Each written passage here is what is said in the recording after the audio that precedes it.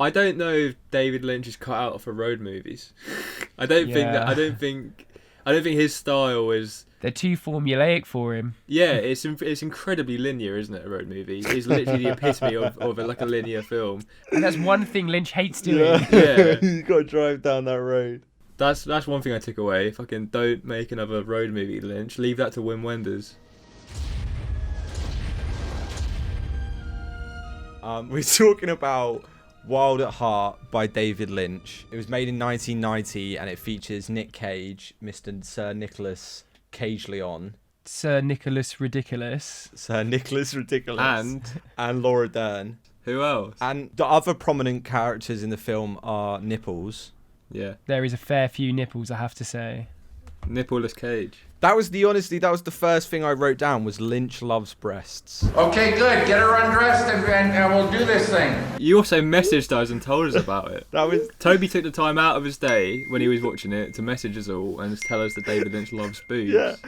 So, Wild at Heart, True Romance, Natural Born Killers, and Badlands are all the exact same film. I've watched all of them. This one is my third favourite out of the four. Oh. Oh dear. So this is definitely the weakest David Lynch film I've ever seen. It's the thing is though, it's odd. It's like, even though it's the weakest Lynch I think I've seen, there are parts of it that I really liked, and also it sort of felt like a cornerstone to his filmography. It felt like everything Lynch was this film.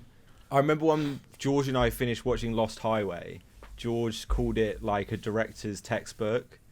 And to me, that's what this felt, but very specifically to Lynch. It just felt like Lynch had a book of Lynchian things, and he just lynched Nicolas Cage into having cigarettes and sex with Laura Dern. Yeah. I thought this was less Lynch than anything else I've ever seen. I do completely disagree with what you said, Toby. Yeah. I walked in, I was like, right, well, Nicolas Cage is a fucking dead ghost, and like Laura Dern's bloody an angel or something, and like this ain't real. They're flying up to heaven right now, and then none of that happened. Where's the dream? Where's the dreams? Where's the dreams, everyone? When are they gonna wake up? When are they gonna wake up? Some stuff that I thought was fantasy, then like within the parameters of the film, clearly wasn't fantasy, and led me to like some confusion tonally in certain scenes about like what was going on. The whole film was essentially fantasy, wasn't it? There was no... For me, it wasn't like enough... It doesn't have its foot solidly in a camp. Yeah, and that confused me. Yeah. I didn't watch it and think, right, that was fantastical. I watched it and thought that was just a road movie with some Lynchy bits, you know. But I think it's meant to be... it creates that effect, doesn't it? That weird... surrealist effect. I know. But then when there's no payoff to that, I'm sort of like, cool. Yes, I agree. Cool, Dave. I you agree. did a cool thing, but now I'm just like, well, don't tell me that your world's not real when the world's real. This is why it felt like such uninspired Lynch. I'm so depressed I don't know what I'm doing. Right. Can we talk about The Wizard of Oz? Because it's like... It's they so reference much of The it. Wizard of Oz about 6 or 7 times in this film. More than that. Yeah. Honestly, more than that. Did you do an Oz counter? I didn't do an Oz counter. I wish I had. I think I've just written down like what the fuck is up with the Wizard of Oz. I honestly thought this is the first time that it was like something that isn't like Star Wars, where I felt like there was a prequel movie that I hadn't seen and I was missing out on some key facts. Like when I was seeing some stuff, I was like, if I knew what the hell happened in Wizard of Oz, I might be less confused right now. Have you not seen The Wizard of Oz?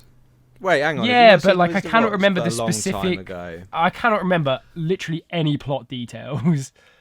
The Wizard of Oz is a very like childlike kind of visualization of where they actually want to go. It's like they want to go to this mystical place of freedom and liberation. I think in a way that's probably Lynch taking the piss a bit. What a heavy load Einstein must have had. It's the anchor that the film keeps coming back to, because the entire film is about the paradox of freedom and trying to attain freedom that you can't. No one can actually obtain total freedom because it's impossible, because, you know, because of society. We live in a society. What do you guys think about The Witch? I know it's like Wizard of Oz shit. Robert Eggers is a great director, and No, fuck honestly, no. it was an incredible film. Toby, bloody pumpkin. I meant the big bitch witch in this film. I feel like I put zero I mental. didn't fucking get it, I didn't mate. get it. I didn't get it. It's like, yeah, is Laura Dern Dorothy? I don't know. Do I care? I don't think so. The big thing, the snake. I want to talk about this because we talked about freedom. I want to talk about the snakeskin jacket. Yeah. Oh yeah, go on. Hey, my snakeskin jacket! Thanks, baby! For a start, Nick Cage asked Lynch to wear the jacket in the film. It was Cage's idea. It was as a tribute to Marlon Brando in The Fugitive. I don't know why that's important or why Nick Cage wanted to do that, but Nick Cage wanted to do that, and it got incorporated into the film. And as we know, this here jacket stands for my personal individuality. freedoms and liberties to shag Laura Dern. Yeah. Snakes shed their skin though, don't they? A snake's skin is almost the embodiment of reinventing yourself freely. Maybe he's gonna get a new jacket when he gets to Emerald City. Maybe. Just shed his old one. Well, I was assuming that Big Tuna, Texas was Emerald City. I know. Yeah, fucking big tuna. Big mention to big legend Harry Dean Stanton in this film. Harry Dean Stanton. Yeah. Yes. Even though he is playing a character he's played in about 5 other films and Yeah. stuff. He's playing But Harry Dean Stanton. he's is play- what he's yeah. playing.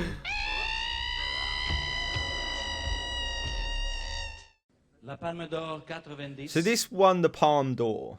Really? How do people feel about that? Not. Oh well, I don't know what it was up against, but I would like to know, what was it up against? yeah. Quick, someone Google it. Quick. What is that? What is the name of the fucking best football player? It's either Messi or Ronaldo, isn't it? No, Fuck's it's sake, like Toby, that Ballon was- d'Or. It's like the I can't believe you said it's either Messi or Ronaldo.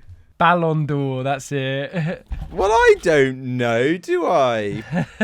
Apparently, when they were handing the Palme d'Or to David Lynch, the boos drowned out the applause. I wouldn't be Really? surprised, honestly.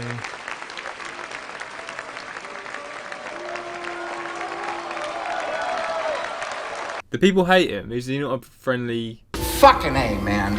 It drives me nuts.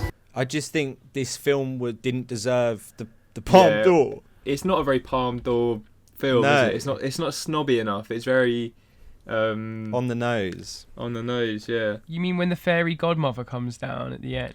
That wasn't subtle enough for you. I Luna loves you. yeah. But let me just say, I fucking hated Nicolas Cage's fake nose. I thought it was actually. I didn't Oh, like it's looking at him. hilarious. It was really off-putting. No, Ollie, it is so funny. How do you feel about the Marvel crossover? What? The Marvel crossover. George, are you okay? George? Yeah. When You're right, George. Laura Dern's mum turns into Red Skull, Oh yeah, fucking hell. because that was my favourite part. Of the I film. hated her mum. I hated her mum. I didn't like her fingers. She had quite thick fingers. I did put that her performance was questionable at times. I think she was It was the weakest really actor. bad. Well, yeah, it was bad. Yeah, really bad. It was We try to and be her kind on this channel, Toby. Okay. wig, it needed development. Her performance needed It definitely development, did. and the wig played the makeup artist. I've decided the makeup artist for this film was an absolute fool. The nose was they shit. can get in the bin. The wig was shit. It's like Lynch was their Lynch is uncle like their or like something. God. Lynch probably like yeah. emotionally abused the previous costume props designer, Makeup and they just had to get a artist. last minute replacement. Yeah. Yeah. And she was like, "Oh, the nose, the fake nose doesn't match Nicholas's face. Who cares how long a nose is?" It's surrealism. Laura's mum was wearing elf shoes. Did anyone clock that? Yes. What was up with that? Yes. Was there any symbolism? It like specifically panned down to the elf shoes. And didn't it's like it? they were elf I shoes. think I There's might have missed nothing else that they bit. could have Yeah. been. They had a whirl on the end. It was a Did whirl. they? I missed were that entirely. Undeniably elf. Very Fuck's sake. elfy. But that's what I mean, figured I don't that was care. another Wizard of Oz reference, to be honest. Why weren't you at elf practice? I think so. Yeah, I think it's fuck's just sake. witch shoes, isn't it? Well, this is If I type in shoes that witches wear, I'm sure it'll come up with some rather... Yes, it comes up with wiggly squiggly shooly loolies. I liked a lot of the transitions in this film. Oh yeah, transitions, Yeah, right. I thought the transitions were quite epic. Because I thought the editing was fairly good overall. It was like, how many David Lean transitions are they going to fucking do? Am I right? There's like 8 in this film. It's actually nuts. It's like, all right, mate, I get it. Fire, you've lit a match. Now you've cut to a cigarette on fire. Amazing. Congratulations. Yeah. You've achieved cinema. Buddy, Laura Dern's dad burned to a crisp. That's how he died. Crispy crisp. His parents weren't around because they smoked themselves to death. They're constantly smoking. It's like he has the potential to with his cigarettes to spark the flame that sets Laura Dern's life on fire. It's all very poetic. It's the self-destruction that freedom actually brings is sort of brought through and echoed in the cigarettes and the fire theme. Yeah, I was about to say, let's talk about Willem Dafoe. Yeah. Well, he literally can't give a bad performance, so Yeah. like, there's not a lot to say about that. He's fucking one of the best actors working today. The thing about Willem Dafoe is every time I look at him, I just remember that he's just like absolutely packing. When he was making Antichrist of Lars von Trier, there was like a whole naked scene where like Willem gets his peeny weeny chopped off, but they had to use a penis double because the size of Willem's penis was like making Lars von Trier like lose concentration, like he couldn't take it, so they had to get in a penis double. Oh, it's actually great. Knowing that he has such a swole appendage really Third like leg. gives an intensity to all of his performances. It's like when he's screaming at Robert Pattinson, it's like I'm just thinking this like this man has a mammoth weapon ready to be used. Anyway. Oh my god, when Laura Dern tells Nick Cage that she's pregnant and he just pulls 2 cigarettes out. Oh yeah, that was lights them. amazing. I thought he was going to give one to her, like he was lighting both in his mouth. No, And it's he's going to give her better. one. No, the 2 straight up It's 2 so cigarettes is actually so funny. good. Yeah. Apparently Lynch got her to smoke 4 cigarettes at once on set and she just straight up just like blacked out. She just passed out. She like Nicotine took a overdose. big inhale of 4 cigarettes and just passed out. Yeah, I'm not surprised. And also, some man's hand gets shot off, and a dog walks away with it.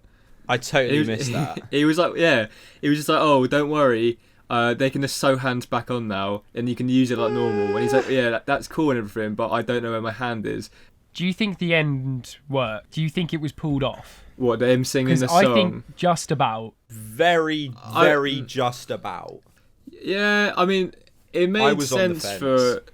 It's like that's when he knew he was like actually properly in love and stuff. Yeah, because he says he'll only sing that song to the girl he marries. So it's pretty Love Me much Tender. it's him proposing really. It's him proposing. It's him But and like, accepting the lack of freedom in his life. because marriage is a married, restraint. marrying and taking on a child. It's like he's finally accepting that love is more important than his personal freedom.